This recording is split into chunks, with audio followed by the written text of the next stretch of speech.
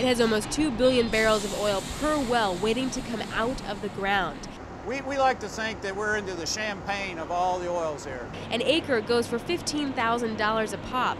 Over the past year, it has become one of the most prolific shale areas in the U.S. It's not the Permian in Texas, it's the Scoop and Stack in Oklahoma.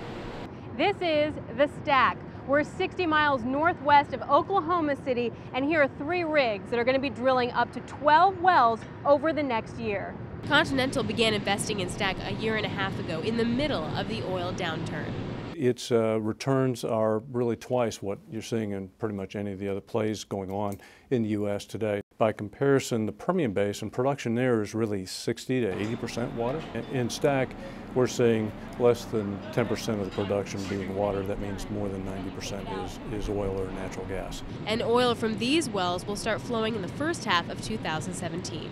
Once this well starts producing, it could produce as much as 2,000 barrels of oil a day and as much as 3 million cubic feet of gas.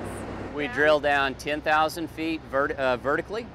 We drill a curve, turn sideways, and drill another 10,000 feet horizontally.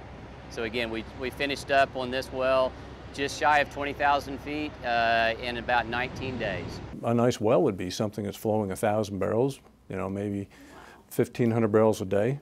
Production would be a very nice well, and these are doing, easily 2 to 3 times that. The area is so pressurized, the Continental doesn't have to work that hard to get the oil out of the ground.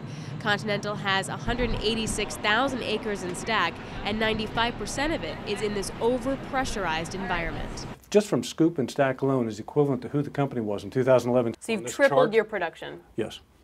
No problem with that. Continental isn't the only one who's noticed. Money is pouring into the Permian Basin in Texas, where land values have soared to $58,000 an acre, and now some of that money is finding its way to Scoop and Stack in Oklahoma. Up in this area in Stack, whatever leases we would have taken, we've probably been at $250,000 to $500,000 range. And today, you're seeing people paying $10,000 to $20,000 an acre for this acreage up in here. Areas of the Stack make up 10 years of inventory for Continental. It might be downside risk to go to an area where your returns are not as predictable as they are in an area like the Bakken. The Bakken is going to be and needs to be and will be a big part of who we are in the future. Historically it's maybe been 65% of what we've done, from a drilling standpoint, and I could see it maybe getting to more 50-50. Another risk analysts see for Continental, led by CEO Harold Hamm, is that it's been aggressive in its investment in Scoop and Stack and not disciplined enough during the downturn. At the heart of it is Harold Hamm, and he's not going to sell anything for pennies on the dollar.